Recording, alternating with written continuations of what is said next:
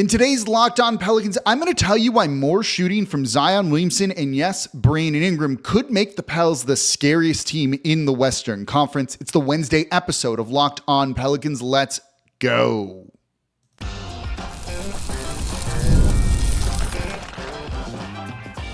You are Locked On Pelicans, your daily New Orleans Pelicans podcast, part of the Locked On Podcast Network, your team every day.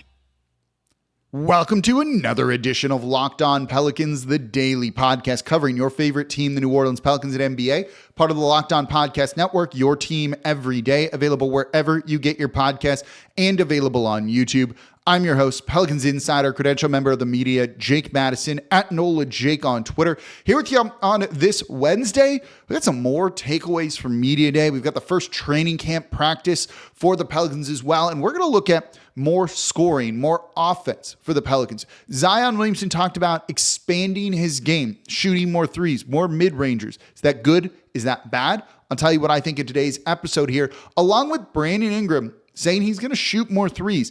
I have the numbers for you on exactly how important it is for this team to do that and why it could make them the scariest team in the Western Conference. Today's episode of Locked On Pelicans is brought to you by FanDuel. You can start the season with a big return on FanDuel. Place your first $5 bet and you'll get started with $200 in bonus bets guaranteed. Visit FanDuel.com to get started. And of course, thank you for making Locked On Pelicans your first listen today and every day. We're here, the #1 Pelicans podcast, covering everything you want to know about this Pelicans team. So please subscribe wherever you get your podcast. Join over 10,000, almost 11,000 Pelicans fans on YouTube as well. Whether you are a longtime listener or you're just tuning in because Zion is saying all the right things and we're excited, I appreciate you making Locked On Pelicans part of your routine. This is the type of coverage you're going to get all season long. No hot takes, anything like that. We just want to make it more enjoyable to be a fan of this Pelicans team. And you should be coming every day, and that means you listen Monday through Friday to Locked On Pelicans. So let's get into it. Zion Williamson talked about expanding his game and opening up different shot attempts and a couple of different things like that. And I like this in theory. Zion said at practice, I feel pretty comfortable in the mid-range right now. I'm a capable three-point shooter, but my mindset is so used to getting the best shot, attacking the basket. It's telling myself it's okay to miss. That's always been my mental hurdle since college. So I found this pretty interesting, and it follows on the heel of Media Day of Zion Williamson and general manager Bryson Graham talking about Zion Williamson maybe needing to take more threes or more mid-rangers, just not only living and dying at the rim. Is this the growth that we want to see from him? And the answer is a little bit complicated, in my opinion. The answer is both yes and no, but probably not what you think. I don't know if this is going to open up a ton for Zion Williamson. This is someone who shot an elite percentage at the rim for his career. Last season in the restricted area, he took 10.3 shot attempts per game, shot it at 67.4%, and that number is actually a little bit low for him over his career. Only Giannis took more shot attempts in the restricted area than Zion did last season in the NBA. When I look at that, when I see that, I don't know if I want to change much. And here's why. When you kind of go through efficiency of what's the most efficient shot in the league to like the least efficient shot in the league, the most efficient shot in the league is a free throw. And we're looking at this in terms of points per shot attempt. Free throws are the most efficient because players tend to make those at a really high rate. Depends on who you are a little bit. But if you do that, you're getting just kind of more production per shot attempt, 2 shots from there, than you would be otherwise. The next most efficient shot in the NBA is in the restricted area. After that, it's the corner 3-point shot. After that, it's an above the break 3-point shot, but right on the line. And then you get into the area of in the paint, but not in the restricted area. And then you get into mid-range shots. Then you get into like super deep threes and things like that. What this means is if Zion has a choice, and it's not as simple as this is kind of hypothetical here because it's not like either or, right? It's not a black and white thing on the court when there's multiple variables and things are moving.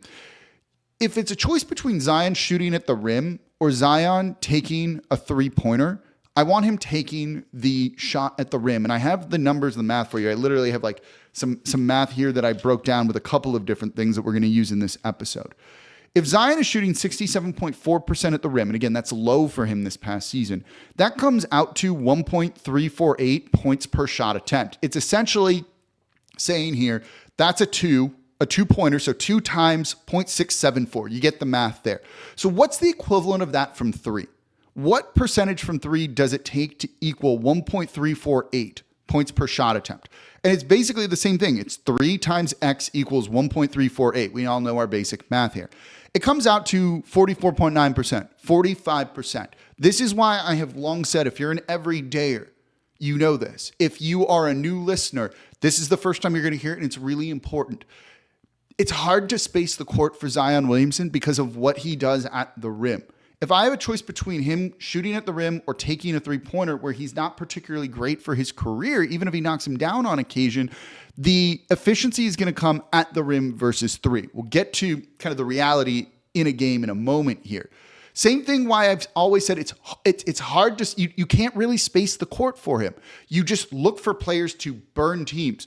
If it's between Zion Williamson or a 40% shooter from 3, so Zion at the rim or a wide open look for someone, for Herb Jones, you're going to double team Zion every time and you're going to leave the shooter open.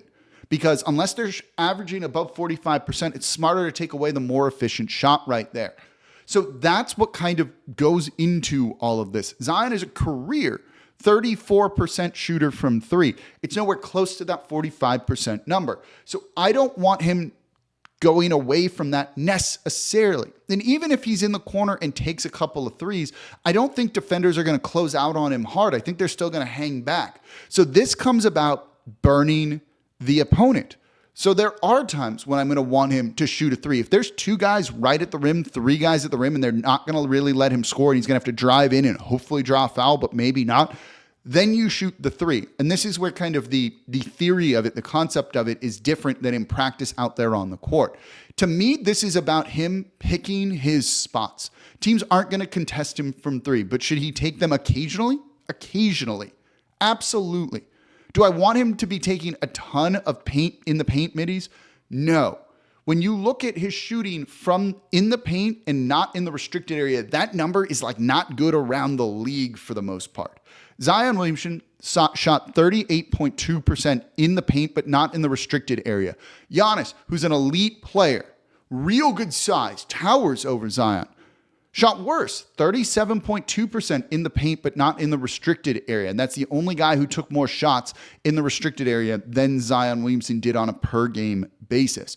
None of those numbers, when you look at that, are particularly good. So use them on occasion, but you don't want to rely on that a little bit too much. But I will say this, the fact that the team wants him to expand his game a little bit shows a lot of trust in him.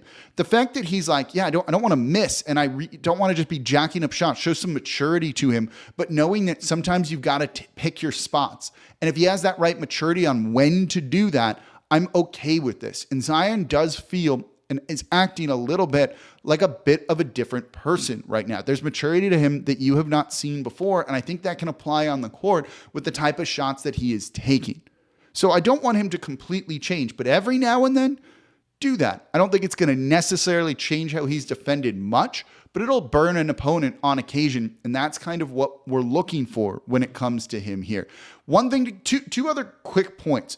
Taking more shots from 3, from mid-range, where you're kind of jumping, elevating, landing, not going into bodies. That maybe is a little bit less physical, saves his body, can keep him healthier throughout the course of the season. So there is a benefit to that, slightly, the one that's hard to quantify. The other part is he's probably not going to get foul calls on 3-pointers. He's probably not going to get foul calls on those mid-range jumpers either. Do you want him trying to draw fouls, going to the line? And for the everydayers, the longtime listeners, we ran the numbers on that last season, and he doesn't get foul calls at the rate that he should. Would that change? Would it not change? How does it impact that? That's something that remains to be seen. But if he's shooting more threes, shooting more mid-rangers, those free throw attempts are likely going down. That means the team's not getting into the bonuses quickly. That means he's not getting those easy shots, even though he's not a particularly good free throw shooter. So we don't want him to change maybe a ton, but we do want the Pelicans to increase their offense. And one of the areas that the offense can be more efficient is through another player, Brandon Ingram. And he said the correct things at training camp yesterday. I'll tell you why it would be a really big deal if Brandon Ingram does actually shoot more threes and why I think he's going to. That's coming up here next in today's episode of Locked On Pelicans.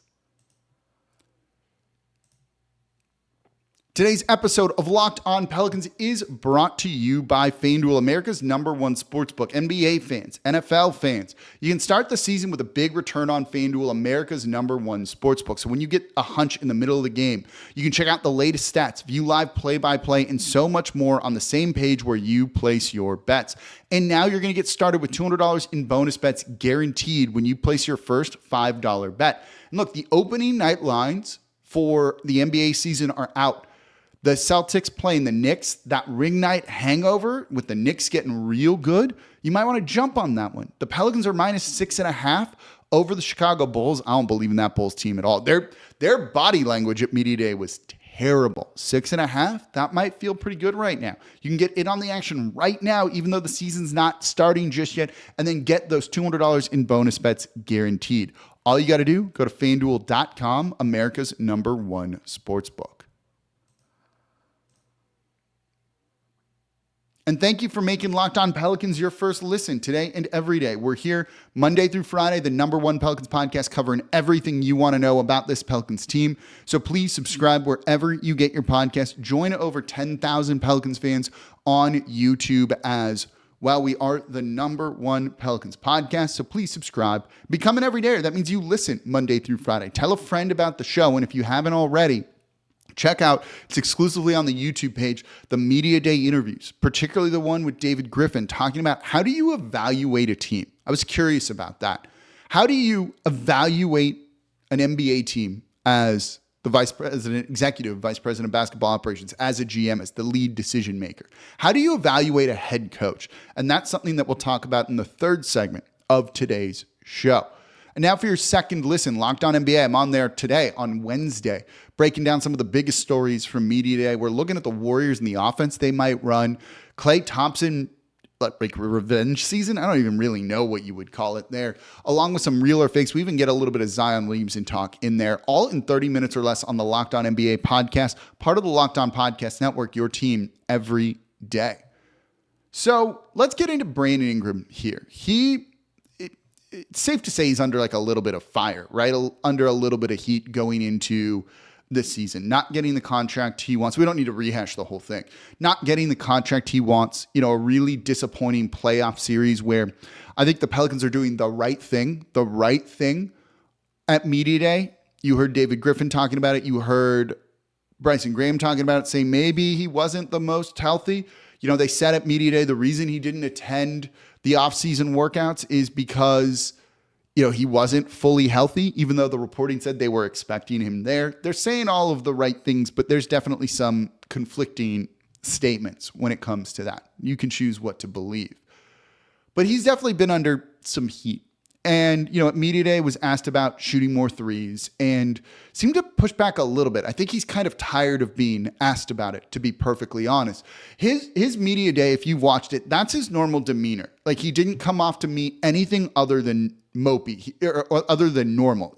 That's just kind of his attitude. It's a little bit low energy, but it doesn't mean that he doesn't care. He's just not an animated guy or anything like that. So overall, I think he's a little bit frustrated, and I wonder how that frustration is going to play out there on the court. Is he going to kind of take that feedback and know what he needs to do, or is he going to kind of double down on who he is? And at the after practice, the first training camp, he kind of talked about it. You had Juan Kincaid of Fox 8 ask the question about him shooting more threes, and he said, it's something I've been thinking about. I've always had it, but I just don't do it because the mid-range looks good. I know it's important for our team to succeed.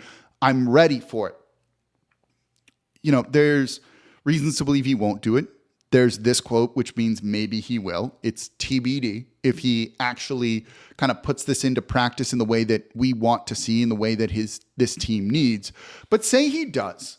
Say we believe him and say that he starts shooting more threes. And this is someone whose three-pointers have really dropped since his first year here in New Orleans, as that number has gone basically down for the most part, even if it rises like 0.1 or something like that. I'm trying to pull up the numbers right now.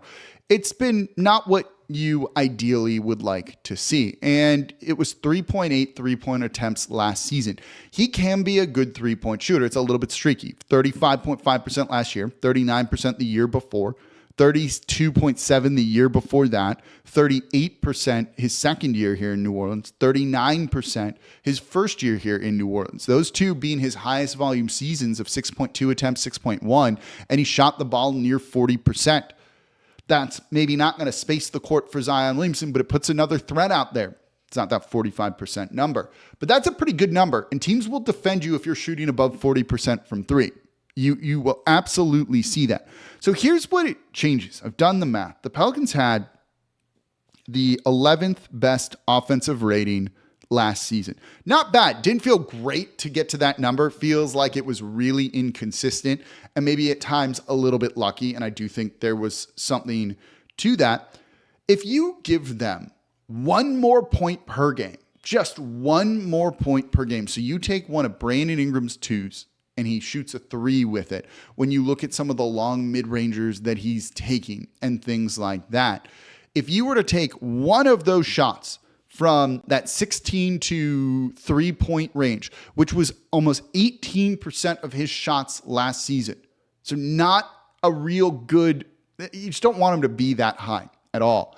He shot 46.2% on those, which is actually like a pretty good number, but 37% the year before, 42.7 the year before that. He's one season of shooting above 50% from that shot.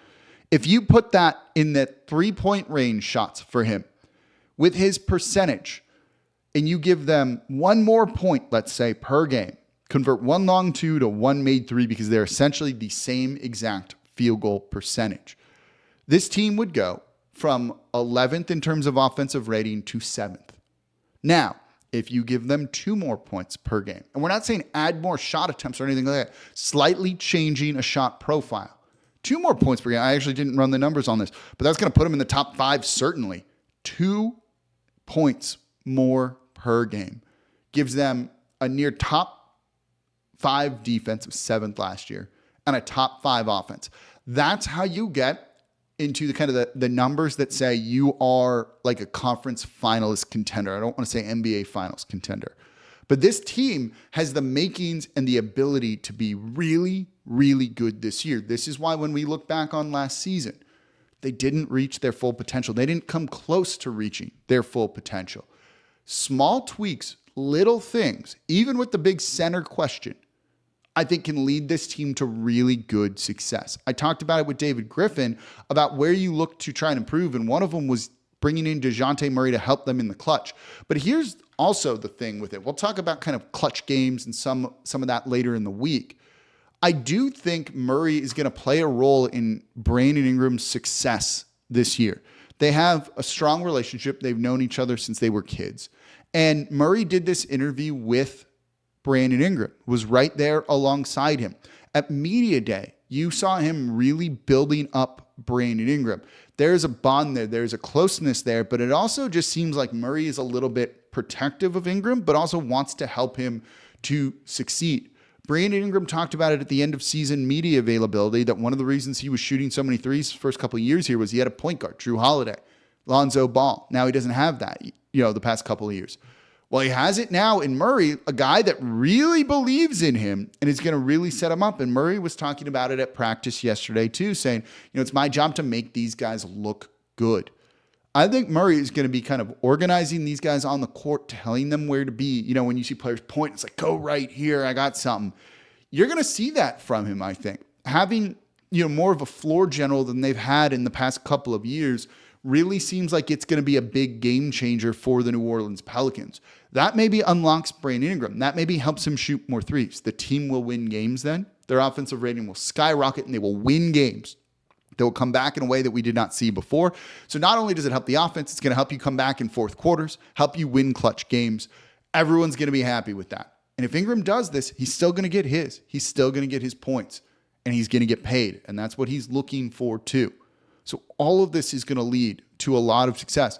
Ingram said Ingram said it. I'm ready for it. If he truly is, that is going to be more important than an elite center or anything like that for the New Orleans Pelicans. We'll kind of get a taste of this on Monday in the first preseason game. We're getting closer and closer to all of that. So I want to go into Willie Green and the belief in Willie Green. That was something that I definitely felt coming out of Media Day.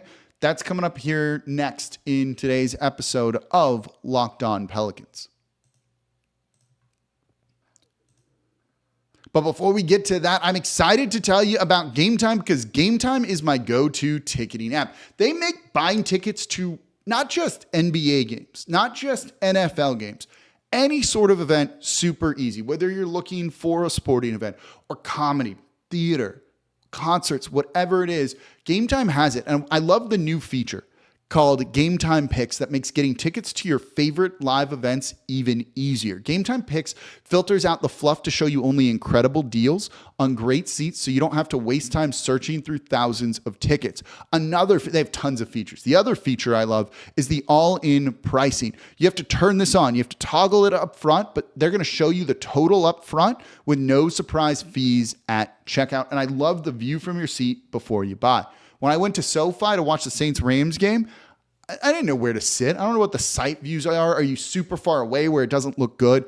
I got to see the view from my seats before I bought, so I got exactly where I wanted to be. So take the guesswork out of buying tickets with Gametime. Download the Gametime app, create an account, use code LOCKEDONNBA for $20 off your first purchase. Terms apply. Again, create an account, redeem code LOCKEDONNBA for $20 off. Download Gametime today. What time is it? Gametime. And thank you for making Locked On Pelicans your first listen today and every day. We're here Monday through Friday, the #1 Pelicans podcast, coming to you like nobody else does. Exclusive interviews from Media Day that you can't get anywhere else. Able to ask those questions of the players, of the front office, and getting some insight in places that you haven't been able to get anywhere else. Really go watch that one with David Griffin. It was super interesting. It was great to kind of see his thoughts on how you evaluate a franchise. No one really knows. We're not in the front office. What does it take to evaluate a head coach? I'm going to talk about what David Griffin said about that. That's coming up in this segment here. But now for your second listen, Locked On Saints with Ross Jackson, breaking down everything you want to know about the black and gold. Go make Locked On Saints your second listen today. So when I spoke with David Griffin, I kind of had a theme of that interview. I didn't want him to come out and say some of the same things that we would just hear. And I spoke about this the past 2 days on Media Day. You're going to hear a lot of the same stuff. And they even joked about it. Griffin and Bryson Graham, the GM, joked about it at Media Day, being like, everyone loves their team. Everyone's going to say positive things. No one's going to be like, yeah, I don't like our roster here. We need to really make some changes. We don't think we're going to be good. The closest I heard to something like that was Masai Ujiri with the Toronto Raptors saying like, yeah, it's a rebuilding year for us, which means maybe there's a trade opportunity there. So when I was talking to David Griffin, I didn't want to get some of the same stuff that you kind of get everywhere else. So the theme was, to me, evaluation. How do you evaluate as the guy who's running the team, right? Like, how do you evaluate the team?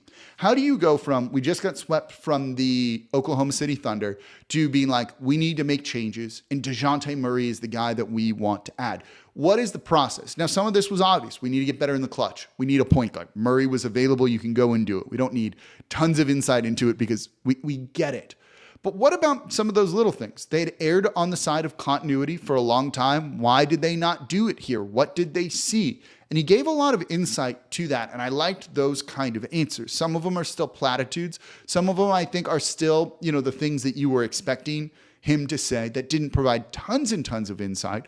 But one of the questions I also had was, how do you evaluate a head coach? We only see a sliver of it. We only see 5-10% of it. There's so much more, as I've said to all of y'all who are, longtime listeners, there's so much more that goes on behind the scenes than just some of the tactical acumen, the X's and O's, the use of timeouts, the figuring out the rotations and those things. And as someone who covers the league as a whole on the NBA level, it's every team's fan base does this, and it's totally fine. I expect it. I think that's also how it should be. everyone wants their head coach fired when things aren't going well pretty quickly. And they think the rotations are bad. They think the timeout usage is bad and stuff like that. But there's so much more to winning basketball games than just that. That's a small percentage of it. How do you evaluate that? And David Griffin kind of gave an answer. And I think one of the things that you saw on Media Day, and again, it probably should be like this, so maybe this isn't that insightful, who knows, was that there's a lot of chemistry here. These guys really, really like each other. Look at Najee Marshall at Mavs Media Day on that, like kind of those like first day of school chalkboards for your kids in kindergarten or whatever. It's like my besties. And it's Jose Alvarado, Trey Murphy, and Brandon Ingram. They'll freaking love each other here. Like they really like playing here. Now, chemistry doesn't take you to the NBA Finals, doesn't hurt it, but it doesn't take you there. But this locker room definitely has some sort of culture to it and some sort of really positive things coming out of it. And David Griffin spoke to that. He said, when I asked him about evaluating Willie Green, he said, the spirit of the locker room tells you most of what you need to know. They've always found a way to pivot and keep the ball in the air. It's hard to work on things like rotations when you don't know who will play. The fact that they've been this competitive with different starting lineups, that they've been this competitive with the injuries and different areas like that, says they're doing a good job. Is Willie Green going to win a title for you? I don't know. And this is why on one of the shows last week for the Everydayers, become an everydayer. You don't miss things. I said, he could easily be replaced by James Borrego if things start to go a little bit south here or just don't go the way that we want or he doesn't adapt. But right now, these players like playing for him. They're playing hard for him. Look at the Detroit Pistons under Monty Williams last year, who we think is a good coach. Maybe not as elite as some people think, but he's a good coach. And they didn't want to play for him at all. You've seen that. No one checked out here, and I think that's an important thing. Everyone does play hard, even if they're not always doing exactly what they should be doing. So there's a lot of belief in Willie Green. And him saying he's not married to starting a true center, traditional center, that maybe he will go with the best lineup out there. Maybe he's learned some lessons about not being as defensive, not relying on certain players. And if that's the case, there's reasons to believe in him. But the fact that, they've made the play-in tournament the past 3 years, even if that's not ideal, is at least better than bottoming him out like we've seen at other times. And the fact that they can plug different guys in and still keep a good defense out there, that's important too. So there's a lot of belief in Willie Green as of now. That could change too. But as of now, it seems like they really are kind of standing behind him. The players seem to speak very highly of him too. A lot of guys have come around on him that weren't necessarily, I can kind of tell you that from off the record talks with folks that maybe were a little bit skeptical or didn't love Willie Green, but now really do. That says something as well. There's a lot of belief there. And Zion's kind of doing all the right things and seems happy. And why rock that boat when that's kind of the most important thing? So some other takeaways from the first training camp, from the first from Media Day as well. Well, more on the clutch. We'll dive into the clutch tomorrow and things that they can do to try and improve in that area, as well as look at some of the coaching additions, changes that they've made this offseason as well. So we're going to see how this season starts to shake out, but it's the fun time right now when things are looking positive, optimistic. I'm excited for the season. I hope you are as well. And I hope you make Locked On Pelicans part of your daily routine. We are part of the Locked On Podcast Network, your team every day. As always, I'm your host, Jake Madison, at NOLA Jake on Twitter. And I'll be back with y'all tomorrow.